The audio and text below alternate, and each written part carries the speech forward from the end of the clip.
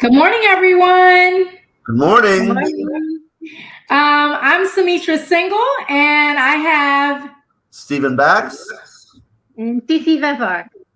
and we're here today with Jigsaw Parenting.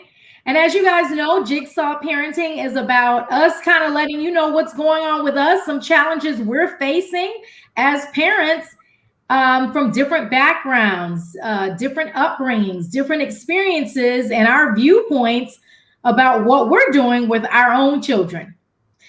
So today's topic is it's a shame we even have to talk about this. To be honest with you, it's about shootings in schools. There used to be a time where you would hear about this, but it was like every once in a blue moon. But it's gotten to the point where, at least in the U.S., this is a constant subject that's having to be talked about. I, not only being the parent of three, but I'm also a teacher. I teach high school.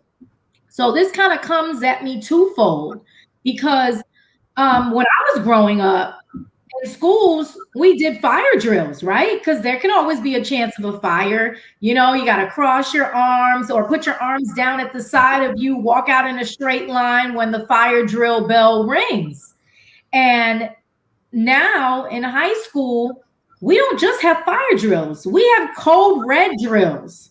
And for those of you all that don't know, or maybe don't have kids in the school system here in the US, or you just don't have kids of an age of school yet, a code red drill is basically designed that if there were to be some sort of emergency, whether it be on the school campus or in the surrounding area or vicinity of the school, they put the school on a code red, which is basically a lockdown. And at that point, you are supposed to secure your classroom.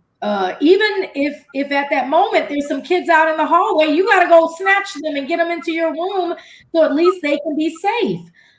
I know code red drills for sure are for high school kids, but I believe that they also have them from the elementary school level. Is that They true, do. Stephen? What do They you know? do. They do. And I've been through some actual code reds, some pretty scary ones. Like some real ones? Well, I've Mm. been shot at. I Oh, had a colleague who Mm. was shot. Oh, yeah, I've got some stories. No, but I was shot at teaching night school. They didn't even do a code red. oh, Uh, there was a plexiglass. It was an old building, urban school. It was night, and it was somebody on campus because there was a courtyard there. They shot at the plexiglass window. There was plexiglass with metal grating, and it must have been a small caliber gun because it didn't go through. It just spidered the plexiglass. okay. And we went out there, and they were gone, and they just let it be, and that was the end of it. That'd be 15 years ago, at So, least. but now the night school that you had, was that for adult education or Yeah, was it that was. Well, for it high was schoolers?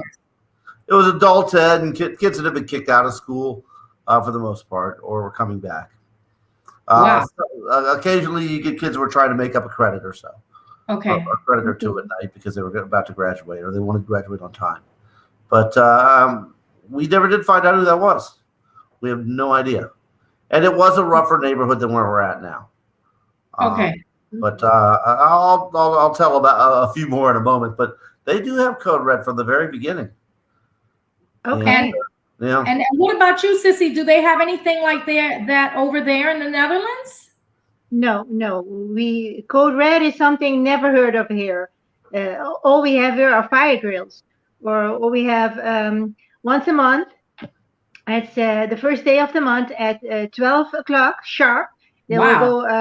go. We'll have an alarm test, and this is for whatever happens. If there's should be a war or whatever, this is going on for centuries, I believe. Okay. And the alarm goes off in every city. 12. All the kids get used to it, and then you should close the windows and doors and watch the news in case there's something going on. It's right. like the natural fire drill, and so every once a month they know about it. But code red, no, because we are on guns. The laws are very different around here. So guns are most of the time illegal. Only cops, Mm. people from fire department or security people, they are allowed to have guns, but not even let's say a mall security person or whatever, nobody else has guns. Only cops, firemen, and certain security people. Otherwise, it's illegal. Or you should be from a shooting range, a sports club or something. Then you're allowed to have one. So walking in the street with a gun, no, it's a really big thing. Guns in schools, no, that's absolutely code red. It's very scary to us, and to Oh, see it on the news, it's every time it's a big shock. I should say Mhm. they don't call it code red everywhere. It's a county by county thing. In Okay. fact, Broward County was a little more lax apparently with the Marjorie Stoneman Douglas situation. And a couple of years ago, where there was a shooting, the kid just walked in. From my understanding, my sister's a teacher in Broward County. They were a little more lax on their rules. Dade County seems to be a little bit more on the code red. And like I said, I've been through quite a few of them, but it is a county by county thing, and they're asked to Okay. do it however they want to do it in that county. It's not a nationalized thing. Also, some states, including Florida, the Republican Party is pushing hard to arm teachers that want to be armed. Listen, I'm gonna tell you, I became a teacher to teach. Thank Okay, you. I did not become a teacher so I could, shoot them up cowboys and No, have something strapped to me. That's not what I'm there for. Now, don't get me wrong. When the code red happens, obviously, let's start with the fire drill. If a fire drill happens, we got to get out the building. And I'm telling you, I always have to tell these kids ahead of time. Listen, when and if we have a fire drill, you can't take this like this is a joke. Okay. When it happens, move, because the fact is you just don't know when this is real. But the code red, even when that happens, I'm telling the kids, yo, turn off your phones, get up and move. Let's get away from these windows, get away from the doors. I have a closet in my room. We've even gotten in the closet before. And I need them to take it serious because, I'm their teacher and I'm also a parent. And as a parent, God knows I would want my kids' teachers to take it seriously. So right. I need the kids to take it seriously. And I kind of almost feel like because these things are constantly happening nowadays, that they're just becoming immune to the things that we're doing in case of an emergency. It's just like, oh yeah, it's just No, another one no. Yeah, of those. Now, as but a parent, I've got one kid in our school and one in the next door. If we go code red, and I've seen serious code red, and I've seen code red drills, there is a difference. They also last year installed panic buttons on our phones. They never really finished doing that. They started with it in case something happened. Remember that? Right. I We had a forgot meeting about on it, that. and this is going to be the panic button. And if you see something, hit that, and it automatically alerts the local authorities, and they come rushing. We also have a cop on every single campus now in my Hmm. county. We used to yeah. have one for where we're at. We've got the elementary, middle, and the high school all on one campus. We used to have just one. Now we've got three. Right, Okay. one per location. And the most we ever have in our area is the kids want to do burnouts behind the Walmart next door. Uh, that's about the most trouble we really have. Thank Other God. Listen, thank Yeah. God, Yeah. because Oh yeah. I No, don't absolutely, want, that's trouble. as a parent, I don't want the phone call from the school. In fact, when I do get phone calls in the middle of the day from a school, I'm always like, oh God, what has happened? It's Yeah. always becomes my first reaction, like, why are Right. they calling me in the middle of the day? You expect those phone calls in the evening time where they're telling you, oh, such and such is going on. We've got testing going on, or we have this going on Right. at the school. Make sure you attend. But when I get a phone call in the middle of the day from Bad from news. the other school, I'm like, Right. okay, what's happening? Mm. And we had one Good. just last week. They said it was a threat, but it looked like it wasn't serious. And that was at the middle school. Oh, Yeah, yes, and I yes, don't know what it yes, was. I don't know what it yes. was. Occasionally somebody calls in with a bomb threat or whatever. Hmm. And the kids will do that. Like, hey, let's have a day off school. Call it a bomb threat. Right. And they're not even realizing the Mhm. ramifications of what they're doing. They think it's funny, No. Right. but there could be a real issue going on here. Absolutely. Because that's Now, what I'm worried about. It's happening so often that to the kids, it's let's say a joke, or the seriousness takes they don't take it seriously, or they might stop and start Mhm. filming with their phones, because Oh, that's what I see around here when they're we don't have guns, but when there are group fights in front of school, Yeah. nobody yes. gets help. It's like, okay, let's just tape it and put it on social media. Yeah. And that's what I'm worried about. When something really is happening, that they're not scared enough, that think, okay, let's just go and film it and put it on social media instead of thinking about their safety.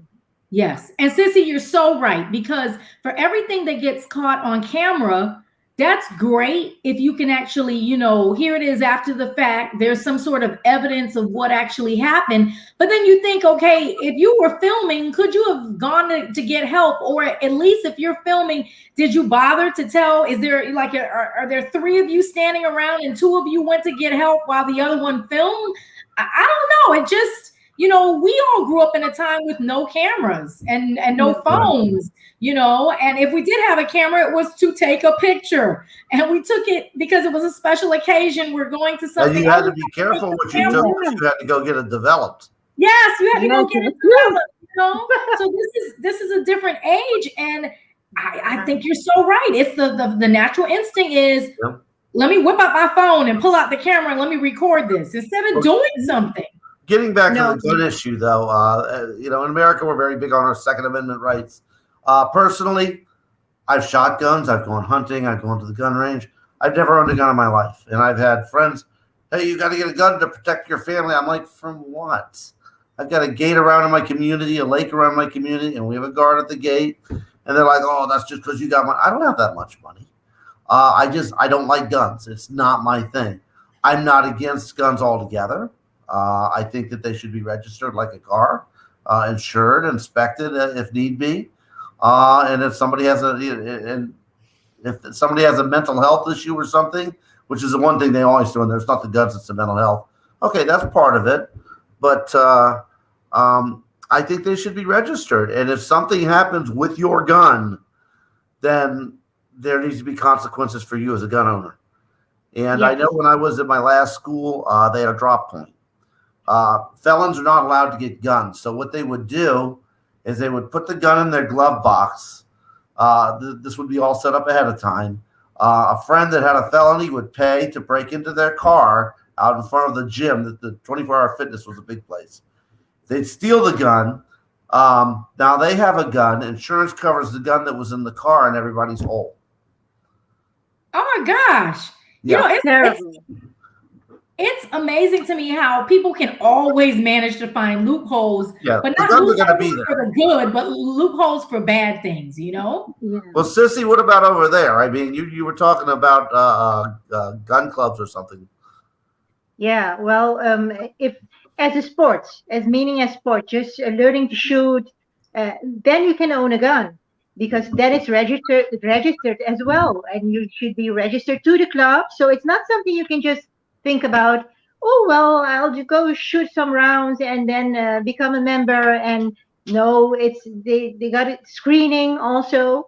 So not everybody can just go ahead and become a member and get a gun and keep the gun at the house. No, it's there are very strict rules about that. But like you said, and you should keep it in house. You're not allowed to drive around. So the excuse of keeping it in your glove compartment in the car, no, not happening. Because if you're pulled over and you have the gun, then you'll get fined. So there are really strict rules about having a gun, owning it, and where you should keep it. It's not allowed. Even if you have it in the house, it should be in a safe. It's not like I have it in a drawer there. No, it should be in a safe. So they're really strict about it. And And that's a Well, good what thing. about the police? Do all the police carry guns in the Netherlands? Yes, most of the police officers carry guns, because Okay. when they go to the school and when you finally pass and you're a cop, then you have a gun. It's not like there are some with and some without. Okay. and I'll tell you, I am not against owning a gun. No. I don't have an issue with not owning one. It's okay for me to own one, but it's about being responsible about it.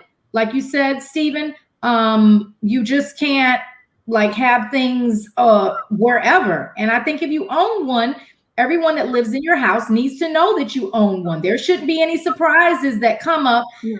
where they happen to find something that they did not know Yeah. anything about.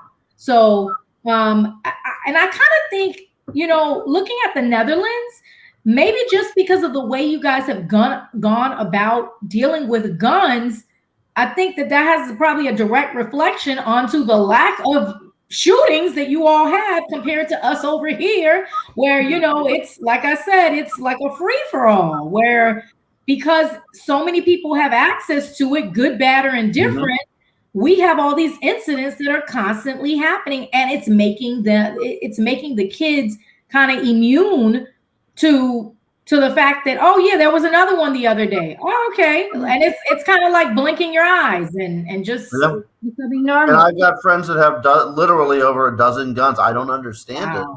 wow. One of which his ex-girlfriend worked at the gun shop. After a certain number of sales, they gave her a gun. Oh wow. So So that's she what has we're getting. So selection of instead her of own because the free for all. loyalty reward points, now we're But getting guns. yeah, now this is a big But guy, I 6'7", moved to Missouri, big Hispanic guy from Miami, or grew up in Miami, and moved up there. Nobody's gonna mess with him, but he's got all these guns. Wow. And you know what? In Missouri, you actually have animals come on the property that you need to protect you because he's got dogs to protect your animals. I get that, but I just don't know I that just you don't need get it. 12. Huh? I don't know that you actually need 12. Oh, You he has at still least. only have, two hands. I don't know. It's just I no, think no. it's a bit much. Well, I think some people look at it like I'm into cars. If I could have a dozen cars, I would. But Okay, but listen, I get that, Stephen, but if you've got a dozen cars, you need like a dozen garages to put them in. I'm And okay with realistically, that. you probably don't. So I just don't see the 12. That's just me. No, Hey. no, it's and it's something that's to me it's not attractive. Like, come and see my gun collection. Come on. Well, I think that's part of it. He's got a daughter, and he's already got a plan for when she's old enough to bring home boyfriends. He's Oh going to have my all the gun gosh. stuff laid out there while he's cleaning his gun. So Oh come on wow. in. Uh, Hey, To that scare sounds him. like some TV, like a TV It movie does. stuff. But he and my brother-in-law talk. They are former or they're retired Marines. I guess you can't be a former Marine. So they talk about that all the time when their daughters start dating, and it's Okay. kind of funny when we talk about it. But and again, I have nothing against gun ownership, but I think there needs to be some regulation. It's Yeah. just some common sense yes, about it. yes. Why do Because you I need the don't know 37? because a while ago, maybe a couple of years ago, I saw a documentary about different, let's say, things happening in the States. And there was, I think it was in Texas, there was actually a bank that when you open a bank account, you get a gun. And I was Yeah, totally shocked. I mean, that's I'd not in the rather have West. $100 in my account, but not give me a gun because I'm opening an account in the bank. But that Wow. was really a shock to me that they were giving it. Come on, get an account at our bank, you get a gun. That's Wow. not Come every on. bank, but there are places like Texas and Montana and Yeah. Yeah. places wide open spaces, and yeah, you can get a gun there. And I'll tell you, I have cousins in Ohio. They started knife and gun collections when they were in elementary school. The knives first and the guns, but they learned how to hunt raccoons and rabbits, and they know how to dress Okay. them. And now they have hunting dogs, and they use them for that. And my wife and I have gone out hunting with them. It's not even a matter of, oh, I need it for protection. No, they use it for hunting up there. They don't worry about the Yeah. protection aspect of it. Right. And Here in that's the what, city, they use the protection thing. Yeah. And that said, I lost 6 students to gun violence in 1 year at wow. one point. Nothing on So it is an campus. issue. They were That just was no, it's that just was not on campus. That was at Carroll. Well, I won't say the name of the school. Um, that was at my last school. It was off campus, but they weren't a bunch of kids that regularly got into trouble. One of them had a full ride. He was going to law school at St. Thomas, and it Uh, was about rival stereos in their cars. And he lost it, the contest. He says, "I don't care. I got this." He pulled out his cap and gown. The other guy pulled out a gun and said, "I got this," and started shooting people, wow. including him. And they named the street in front of the school after that kid. He was such a sweet kid. But and some of it was, gang related, that sort of thing. But this was Mhm. yeah. just wrong place, wrong time. So Man. Well, like I said, I even hate the fact that we even have to talk about this, but the fact is it keeps coming at us. And I know, luckily, since, at least my kids go to school in Miami-Dade County, I know they're going through the drills and talking to them about the importance of being safe. Stephen's kids, same thing. They're right there at the same schools. So, at least there's a certain level of comfort.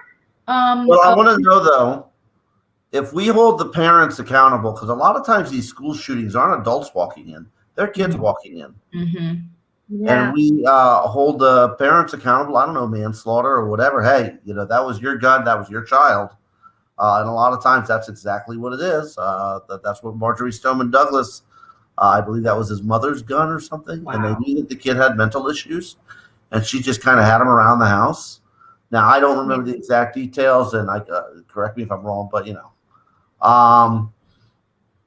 parents need to be held accountable. If a kid goes out with a gun, and you know what? Your mom's going to jail.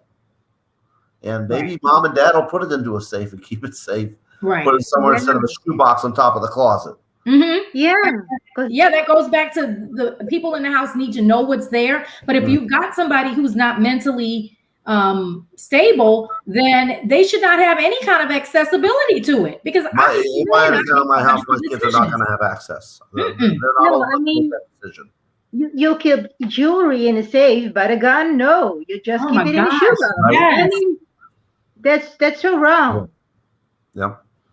Yes. You know what, Sissy? I can't agree with you more. That is such a great analogy right there. Unbelievable. Unbelievable. Yeah. Well, thank you guys so much for joining us today, talking about this topic. Hopefully next time it won't be such a serious topic. Maybe we can get to some better things. Again, this was Jigsaw Parenting. I am Sumitra Single, and with me I had Stephen Bax and Sissy Venfar. You guys have a great day, and we'll see you next time. Bye-bye. Bye-bye. Bye.